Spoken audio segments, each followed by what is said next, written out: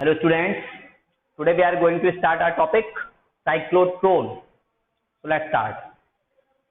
हमने इससे पहले पढ़ लिया कोई भी चार्ज पार्टिकल जब किसी मैग्नेटिक फील्ड में एंटर करता है, कोई भी चार्ज पार्टिकल जब किसी मैग्नेटिक फील्ड में एंटर करता है तो that particle experiences a force and due to the effect of that magnetic force the particle follow different paths depending on the direction of motion of the particle with the direction of magnetic field. These all topics we have cleared or we have discussed in previous videos. ये सारे के सारे topic हम previous videos में discussion कर चुके हैं कि जब भी कोई चार्ज पार्टिकल किसी भी मैग्नेटिक फील्ड में एंटर करता है तो एंटर करने के बाद उस पर मैग्नेटिक फोर्स लगता है जिसकी वजह से वो पार्टिकल डिफरेंट पाथ फॉलोज करता है। जैसे कि अगर मैग्नेटिक फील्ड की डायरेक्शन में जाएगा तो स्ट्रेट चला जाएगा और मैग्नेटिक फील्ड के परपेंडिकुलर जाएगा तो सर्किल में मूव करेगा, किसी एक एंगल पर जाएगा तो हेलिकल पाथ पर मूव करेगा। डिफरेंट टाइप के पाथ हमने डिस्कशन कर लिया है। अब साइक्लोट्रॉन एक डिवाइस है जो उसी प्रिंसिपल पर बेस्ड है जो हमने पढ़ा है पार्टिकल के पाथ पर, यानी पार्टिकल पर लगने वाले फोर्स पर। मैग्नेटिक फील्ड में जब पार्टिकल एंटर करता है तो उस पर एक फोर्स लगता है। तो what is the cyclotron? The cyclotron is that device which accelerates और increase the kinetic energy of the positive charge particle. तो साइक्लोट्रॉन क्या है? साइक्लोट्रॉन एक ऐसा डिवाइस है जो यूज किया जाता है पॉजिटिव चार्ज पार्टिकल की स्पीड को बढ़ाने के लिए, उसकी काइनेटिक एनर्जी को बढ़ाने के लिए एक डिवाइस है जिसको हम क्या कहते हैं? साइक्लोट्रॉन कहा करते हैं। ओके, तो अगर क्वेश्चन है व्हाट इज साइक्लोट्रॉन, तो it is a device used to increase the speed और kinetic energy of positive charge particles like proton, alpha particle etcetera etcetera. तो ये इस तरह के पॉजिटिवली चार्ज पार्टिकल की स्पीड को बढ़ाता है। कहाँ यूज करते हैं हम? बहुत सारे एक्सपेरिमेंट किए जाते हैं। जैसे कहीं पर भी मुझे कोई रेडियो एक्टिव या रेडियो एक्टिविटी स्टार्ट करनी है, मेरे रेडियो एक्टिव एलिमेंट्स हैं, वहां पर कुछ बम्बार्ड कराना है, न्यूक्लियर फिशन स्टार्ट कराना है। न्यूक्लियर फिशन स्टार्ट कराने के लिए ब्रेक करना होता है तो बम्बार्ड कराने होते हैं पार्टिकल्स को। या मुझे कोई रेडियो एक्टिव प्रोसेस स्टार्ट करना है, वहां पर कुछ पार्टिकल को बम्बार्ड कराना है, तो वो स्पीड देने के लिए हम साइक्लोट्रॉन का यूज करते हैं। या किसी भी एलिमेंट में, किसी भी कंपाउंड में मुझे कोई आयन इंसर्ट करने हैं तो वो आयन इंसर्ट कैसे किया जाता है? बहुत स्पीड से आके उस कंपाउंड पर टकराते हैं, उस मटेरियल पर टकराते हैं, तो वो जो स्पीड है वो हम साइक्लोट्रॉन की हेल्प से देते हैं। ठीक है, रेडियो एक्टिव आइसोटोप के रिएक्शन स्टार्ट करने के लिए या रेडियो एक्टिव आइसोटोप बनाने के लिए पार्टिकल को स्पीड दी जाती है, तो वो स्पीड हम साइक्लोट्रॉन की हेल्प से दे सकते हैं। ये इसका यूज है। ठीक है, साइक्लोट्रॉन की यूज क्यों है? पार्टिकल की स्पीड मुझे क्यों बढ़ानी पड़ रही है? तो वो इन कुछ प्रोसेस को स्टार्ट करने के लिए हमें चार्ज पार्टिकल की स्पीड को बढ़ाना पड़ता है, जहां पर हम साइक्लोट्रॉन की हेल्प लिया करते हैं। ओके, दैट डिवाइस यानी that cyclotron works on the principle of magnetic force. ये किसका? लॉरेंज मैग्नेटिक फोर्स के प्रिंसिपल पर वर्क करता है। तो कौन सा प्रिंसिपल पर वर्क करता है? It works on the principle that a particle when entered perpendicular to the magnetic field, whenever a particle entered perpendicular to the magnetic field, then it follows a circular path, yeah, it moves along a circular path and the radius of that path, the time period of the motion does not depend on the radius. ये हम पढ़ चुके हैं कि जब भी कोई particle किसी मैग्नेटिक फील्ड के परपेंडिकुलर डायरेक्शन में एंटर करता है तब उस पर एक फोर्स लगता है जिसकी वजह से वो सर्किल में मूव करता है। उसकी स्पीड, उसकी रेडियस स्पीड के डायरेक्टली प्रोपोर्शनल होती है और टाइम पीरियड या फ्रीक्वेंसी स्पीड पर डिपेंड नहीं करता है या रेडियस पर डिपेंड नहीं करता है। तो आइए समझते हैं इसके प्रिंसिपल के बाद हम समझते हैं कंस्ट्रक्शन। तो कंस्ट्रक्शन में क्या होता है? इसमें दो डी शेप्ड क्या होते हैं? दो डी शेप्ड होते हैं।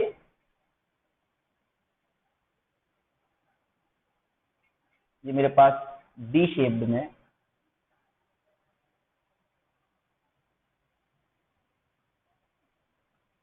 ये सिलेंड्रिकल या हॉलो क्या है? ये मेटेलिक,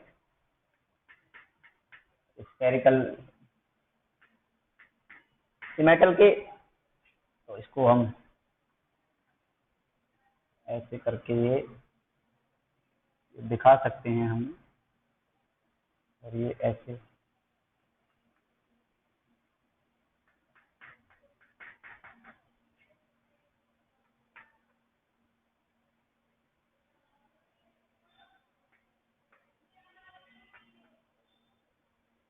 जैसे 3D डायग्राम के थोड़ा तो दिखा नहीं पाएंगे हम, इसको ऐसे ही हमने बना दिया है। ये कैसे हैं? मेटेलिक हैं, ये मेटेलिक हैं। यहाँ पर हम एक ऑल्टरनेटिंग सोर्स जोड़ दिया करते हैं।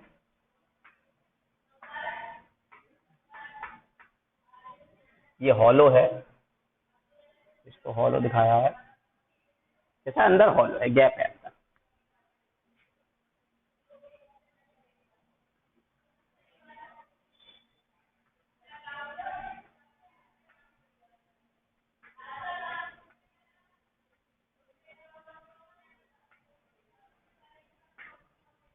ये दिखाया गया है। यहाँ इसको किसी बंद कर दिया करते हैं बॉक्स में, और इसके ये ऐसे है डीज, कैसे हैं? ऐसे, एक डी ऐसे ओपन है और एक इसके बराबर में रखा हुआ है, ये डीज रखे हुए हैं, ये ऐसे रखा हुआ है। तो इसके ऊपर और नीचे क्या लगा दिया हमने? एक मैग्नेट लगा दिया, नॉर्थ पोल और साउथ पोल, या नॉर्थ साउथ किसी भी डायरेक्शन में लगा देते हैं हम। क्या लगाते हैं? नॉर्थ और साउथ पोल का एक मैग्नेट लगाते हैं। मैग्नेट के साथ ये मेरे डी रखा हुआ है, तो ऊपर और नीचे, नीचे और ऊपर दो नेचुरल हैवी मैग्नेट के मैंने पोल लगा दिए। तो अब अगर मान लो नीचे से ऊपर की तरफ, यानी ऐसे रखा हुआ यहाँ ऐसे, तो इधर से इधर की तरफ मैग्नेटिक फील्ड आ रहा है हमारा। तो यहाँ पर मैग्नेटिक फील्ड कैसे दिखा दिया जाएगा? ये सब डॉटेड। तो डॉटेड लाइन क्या शो कर रही है? बाहर की तरफ मैग्नेटिक फील्ड है। ये पॉइंट क्या शो कर रहे हैं? मैग्नेटिक फील्ड कहाँ पर है? इसमें बाहर की तरफ आ रहा है। ये मैग्नेटिक फील्ड है मेरा। ओके, तो ये मैग्नेटिक फील्ड है। तो यहाँ पर हर जगह मैग्नेटिक फील्ड मेरे पास मौजूद है। और इन दोनों डीज को, ये D1 है और ये D2 है, इन दोनों डीज को एक ऑल्टरनेटिंग सोर्स से जोड़ दिया है। ऑल्टरनेटिंग सोर्स यानी नेक्स्ट चैप्टर जब हम पढ़ाएंगे ऑल्टरनेटिंग करंट, वहां पर पढ़ेंगे। बस यहाँ पर इतना ही समझ लेते हैं। ऑल्टरनेटिंग सोर्स क्या होता है? इसकी पोलैरिटी चेंज होती रहती है, यहाँ प्लस और यहाँ माइनस होता है। पोलैरिटी यानी वोल्टेज का जो, और यहाँ से यहाँ तक, तो यहाँ से यहाँ तक क्या करता है? ये एक राउंड कंप्लीट कर लेता है, एक बार पॉजिटिव एक बार निगेटिव होता है एक पूरे राउंड में। एसी सोर्स से, एसी जनरेटर से मैंने मान लो इसको जोड़ दिया है। तो ये कंस्ट्रक्शन है हमारे पास किसी भी साइक्लोट्रॉन का। It consist of two hollow cylindrical D's in shape of D, that is why these are called D's, D1 D2 D की शेप में होते हैं। and both D's are placed in a perpendicular magnetic field and electric field, यानी electric field is parallel to the magnetic field। electric field यहाँ से लगाया जा रहा है और magnetic field बाहर की तरफ आ रहा है। तो जो D's हैं जिनमें मैग्नेटिक और इलेक्ट्रिक फील्ड दोनों एक दूसरे क्या होगा? परपेंडिकुलर है। अब मैग्नेटिक फील्ड में चाहे अंदर से बाहर की तरफ कर लो या बाहर से अंदर की तरफ कर लो, नॉर्थ और साउथ पोल लगा हुआ, नीचे नॉर्थ ऊपर साउथ, तो बाहर आ रहा है, ऊपर नॉर्थ नीचे साउथ करो तो नीचे की तरफ चला जाएगा। That clear? ये इसकी कंस्ट्रक्शन है, बड़ी सिंपली कंस्ट्रक्शन है इसके। यहाँ पर क्या होता है कि यहाँ पर कहीं मैं एक विंडो बना देता हूँ। विंडो मतलब जहां से इसको एग्जिट पॉइंट है, ये इसका, ये क्या है? यहाँ से इसका एग्जिट है। और यहाँ पर कोई एक डिफ्लेक्टर है। ये क्या कहते हैं? इसे कहते हैं हम डिफ्लेक्टर। क्या काम है इसका? अभी बताएंगे हम। इसको डिफ्लेक्ट करेगा पार्टिकल को। ठीक है, ये सारा का सारा हमने मैग्नेटिक फील्ड दिखाया है। अब करना क्या है, कैसे वर्क करता है, ये क्या है? इसकी कंस्ट्रक्शन हो गई। ये पॉइंट है, यहाँ पी पॉइंट मान लो, यहाँ पर पार्टिकल एंटर करके जाएगा। तो ये हमारे पास कंस्ट्रक्शन है, दो हॉलो डीज हैं ये। इसका समझ मीनिंग क्या है? ये डीज जो हम कह रहे हैं बार बार, ये है क्या? ये मतलब एक बहुत ही इस तरह से सिलेंडर है, बहुत ज्यादा, जिसका डायमीटर बहुत बड़ा है सिलेंडर, और ये ऐसे गैप है, हॉलो है, इसके अंदर पार्टिकल क्या करेगा? एंटर कर जाएगा। ये ऐसे है, एक डी शेप में इधर है और एक डी शेप में इधर बाहर खड़ा हुआ, बीच में थोड़ा सा गैप है। ये इस तरह का फिगर है हमारे पास। तो अब जैसे ही पार्टिकल को मैंने यहाँ पर पार्टिकल एंटर कराया किसी भी सोर्स के जरिए, किधर से भी, तो अब पार्टिकल इस पोजीशन पर है, मैग्नेटिक फील्ड बाहर की तरफ है। अब मैग्नेटिक फील्ड और ये परपेंडिकुलर होने की वजह से जो पार्टिकल था, सपोज करो यहाँ पर पार्टिकल था और जैसे मैंने इसको कराया पॉजिटिव पार्टिकल था, तो स्टार्ट में मैंने ये मान लिया ये नेगेटिव हो गया, ये पॉजिटिव था। ये वाला कैसा था? नेगेटिव, और ये कैसा था? पॉजिटिव। और पार्टिकल कैसा है? पॉजिटिव है। तो ये जो इलेक्ट्रिक फील्ड है, नेगेटिव अब यहाँ पर क्या रेस्ट में है, तो नेगेटिव इलेक्ट्रिक फील्ड से अपनी तरफ अट्रैक्ट कर लेगा। तो ये यहाँ इधर एंटर करेगा। कहाँ करेगा? इधर एंटर कर जाएगा। पार्टिकल यानी चार्ज पार्टिकल ने क्या किया? इस डायरेक्शन में एंटर कर लिया। अब जैसे ही ये इधर एंटर किया तो यहाँ पर हम देख सकते हैं कि पार्टिकल इधर मूव करता है और मैग्नेटिक फील्ड किधर आ रहा है, बाहर की तरफ। ठीक है, तो मैग्नेटिक फील्ड तुम्हारा बाहर की तरफ और पार्टिकल मूव इधर कर रहा है, तो इस पर फोर्स क्या लगेगा, डाउनवर्ड। ये फॉर्मूला बताया था, ये तुम्हारा मोशन है और ये मैग्नेटिक फील्ड बाहर की तरफ आ रहा है, पार्टिकल इधर मूव कर रहा है, तो क्या लगेगा, डाउनवर्ड डायरेक्शन में इस पर फोर्स लगेगा। तो जैसे इस पर फोर्स लगेगा डाउनवर्ड नीचे की तरफ, तो ये क्या करेगा, सर्किल में मूव कर जाएगा और सर्किल में मूव करते ही यहाँ आएगा और यहाँ से ये एग्जिट कर जाएगा, किससे, इलेक्ट्रिक मैग्नेटिक फील्ड से। अब जैसे ही ये मैग्नेटिक फील्ड से बाहर आएगा, बाहर आते ही इसकी जो फ्रीक्वेंसी है वो ऐसी ली गई है कि जैसे ही चार्ज पार्टिकल D2 से बाहर आया और D2 से बाहर आती, अब ये नेगेटिव और ये वाले साइड पॉजिटिव हो गया इसकी फ्रीक्वेंसी की वजह से। या एक पॉजिटिव एक नेगेटिव होता है एक बार, तो हाफ साइकिल कंप्लीट हो गया इसका हाफ साइकिल कंप्लीट होते ही ये यहाँ आया, तो अब इसने इसको अट्रैक्ट कर लिया। जैसे इसने अट्रैक्ट कर लिया, थोड़ी सी इसकी स्पीड बढ़ गई और स्पीड बढ़ती है इधर आ गया। अब जैसे ही ये इधर आया तो अब मैग्नेटिक फील्ड बाहर, ये मूव इधर कर रहा है, तो इससे ऊपर की तरफ फोर्स लगेगा। किधर मूव कर रहा है, देखिए यहाँ पर इधर डायरेक्शन में, यानी ये मोशन की तरफ गया और मैग्नेटिक फील्ड बाहर की तरफ है, तो अपवर्ड डायरेक्शन में फोर्स लगेगा। तो अब अपवर्ड डायरेक्शन में लगा, फिर से इसने एक सर्किल बनाया, थोड़ा सा बड़ा सर्किल बना दिया। अब बड़ा सर्किल क्यों बना दिया भाई, ये बात जानिए। अब थोड़ा सा बड़ा सर्किल बना दिया इसने, तो बड़ा सर्किल इसलिए बना दिया कि जैसे ये यहाँ से निकला तो इसने पुश जब किया तो पुश करने से थोड़ा एक्सेलरेट हो गया, स्पीड इसकी बढ़ गई। अब स्पीड बढ़ने के बाद क्या है, हमने पढ़ रखा है पार्टिकल की जितनी स्पीड बढ़ा देंगे उतने ही बड़े सर्किल पर वो मूव करेगा। तो ये बढ़ने के बाद में इसने बड़ा सर्किल बना दिया। अब जैसे ही फिर ये बाहर निकल कर आया, तो बाहर निकल कर आने पर फिर से यहाँ पोलैरिटी चेंज हो गई, ये माइनस और ये प्लस हो गया। फिर से वही प्रोसेस स्टार्ट हो गई, तो ये धीरे धीरे ऐसे करके क्या करता जाएगा, सर्कुलर पाथ पर मूव करता चला जाएगा और जब ये बिल्कुल सर्कमफेरेंस पर पहुंच जाएगा और इसकी स्पीड सफिशिएंट हो जाएगी, तब ये जब यहाँ आएगा तो यहाँ आने के बाद ये डिफ्लेक्टर क्या होगा, इसके पास को इधर नहीं करते हुए इधर डिफ्लेक्ट कर देगा, तो इधर से बाहर निकल जाएगा। टारगेट पर जहाँ टकराना होगा वहां टकरा दिया जाएगा। तो ये हमारे पास वर्किंग है किसी भी साइक्लोट्रॉन की। तो इज दैट क्लियर, समझ में आ रहा, पार्टिकल ने क्या किया, यहाँ बीच में एंटर किया और एंटर करती, अब एक बात और समझेंगे, जैसे पार्टिकल इधर एंटर करेगा डी के अंदर, तो वहां पर अब इलेक्ट्रिक फील्ड वर्क नहीं करेगा इस पे। क्यों नहीं वर्क करेगा, क्योंकि ये गैप है मेटल के, एयर वाले मेटेलिक इसके अंदर इलेक्ट्रोस्टैटिक शील्डिंग। एक चीज हमने आपको समझाई थी कि किसी भी हॉलो कैविटी के अंदर इलेक्ट्रिक फील्ड 0 होता है। किसी भी मेटेलिक कैविटी के अंदर हॉलो जो सरफेस है, मेटल के चारों तरफ एयर है, जैसे कोई स्फीयर है, स्फेरिकल शेल होता है, उसके अंदर इलेक्ट्रिक फील्ड 0 होते हैं। इसकी जो रेडियस होती है उसके बारे में समझो और स्पीड इसकी किस तरह से बढ़ा करती है और क्या इसकी फ्रीक्वेंसी दी जानी चाहिए, जो वोल्टेज है उसके बारे में थोड़ा जानते हैं अब हम। तो अब हम ये मालूम है कि जैसे ही पार्टिकल एक सर्कुलर पाथ पर मूव करेगा, यानी कि परपेंडिकुलर मैग्नेटिक फील्ड में एंटर करता है, तो परपेंडिकुलर मैग्नेटिक फील्ड में एंटर करने के बाद उस पर जो मैग्नेटिक फोर्स लगता है उसकी वजह से क्या करता है, ये एक सर्किल में मूव करता है। और यहाँ मैं देख रहा हूँ कि हर एक राउंड के बाद इस पार्टिकल की जो रेडियस है वो क्या हो रही है, बढ़ती जा रही है। सर्किल की रेडियस क्या है, बढ़ती जा रही है। हमें क्या करना है, मैक्सिमम स्पीड और मैक्सिमम रेडियस के लिए फॉर्मूला डिराइव करना है।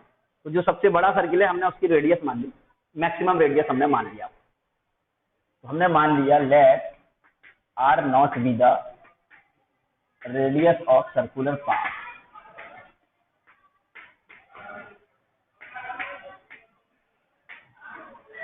तब इस पर जब फोर्स लगेगा,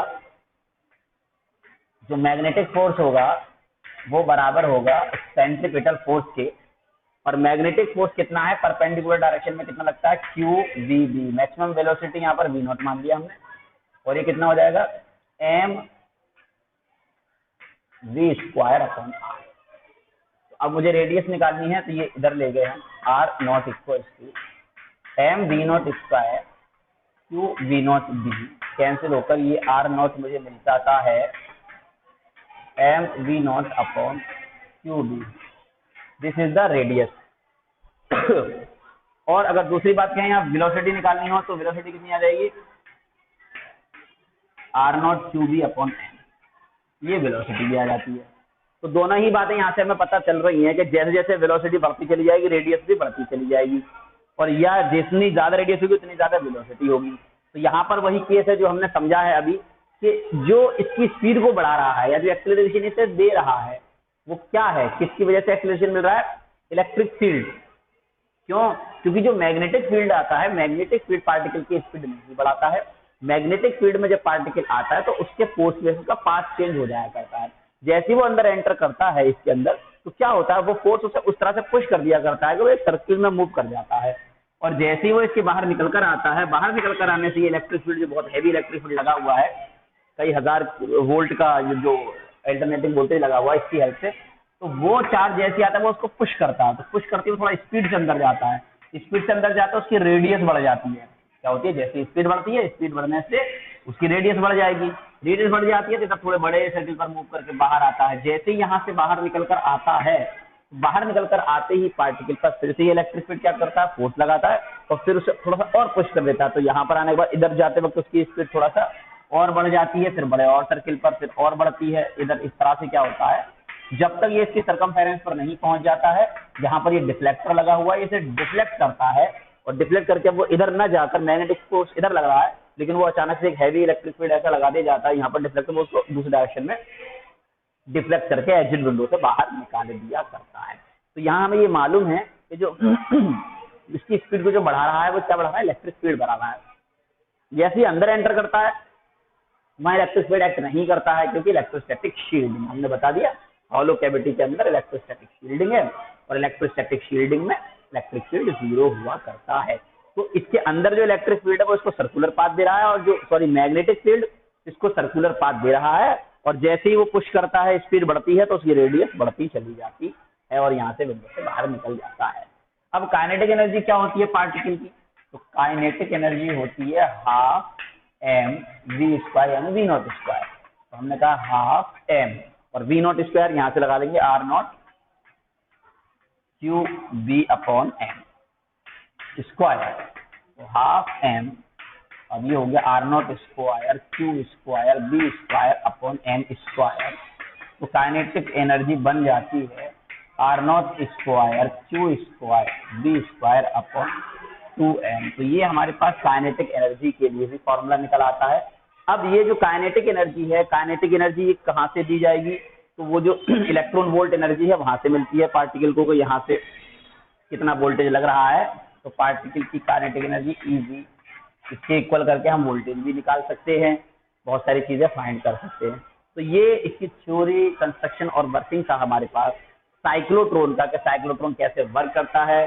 ठीक है, इंपॉर्टेंट चीज वही बताई हमने कि इसकी ऑल्टरनेटिंग सोर्स की फ्रीक्वेंसी इस तरह से रखी जाती है कि हर बार जैसे ही पार्टिकल हाफ डी से बाहर निकलकर इस स्पेस में आता है, इन दोनों के बीच में वहां पर इसकी जो पोलैरिटी होती है वो ऑल्टरनेटिंग करंट की वो चेंज हो जाया करती है, जिससे कि उसे प्लस माइनस रेगुलर चलता रहता है। अब क्या होता है स्टूडेंट्स के यहाँ पर इसकी कुछ लिमिटेशन होती है। पहली लिमिटेशन ये है कि ये जो पार्टिकल है ये इलेक्ट्रॉन या नेगेटिव इलेक्ट्रॉन को एक्सलेट करने के काम नहीं आता है, क्योंकि जैसे जैसे स्पीड बढ़ती चली जाएगी तो पार्टिकल का मास भी बढ़ता चला जाता है। जो हमें मास और स्पीड की इक्वेशन है उसकी हेल्प से क्या पता लगा लेते हैं कि इलेक्ट्रॉन का मास भी बढ़ता चला जाता है, जिसकी वजह से हम उसको अच्छे से इसमें एक्सेलरेट नहीं करा सकते हैं। तो ये भी इसका एक डिमेरिट है कि हम इसमें इलेक्ट्रॉन को एक्सेलरेट नहीं करा सकते हैं। प्रोटॉन, अल्फा पार्टिकल और दूसरे हम पार्टिकल्स को क्या कराते हैं, एक्सेलरेट कराते हैं। दूसरा डिमेरिट इसकी ऑल्टरनेटिव सोर्स की वजह से आता है कि हर बार जो फ्रीक्वेंसी है या जो रिजोनेंट फ्रीक्वेंसी होनी चाहिए, यानी कि जो पार्टिकल के निकलने की फ्रीक्वेंसी है वो इसकी फ्रीक्वेंसी के बराबर होनी चाहिए, उसको स्टेबल करने में भी प्रॉब्लम आया करती है। तो ये कुछ डिमेरिट्स भी हैं इसके, लेकिन इसको अच्छे से यूज कर सकते हैं हम पॉजिटिवली चार्ज पार्टिकल को एक्सेलरेट कराने के लिए। ये हमारा पूरा साइक्लोट्रॉन का टॉपिक आज कंप्लीट होता है।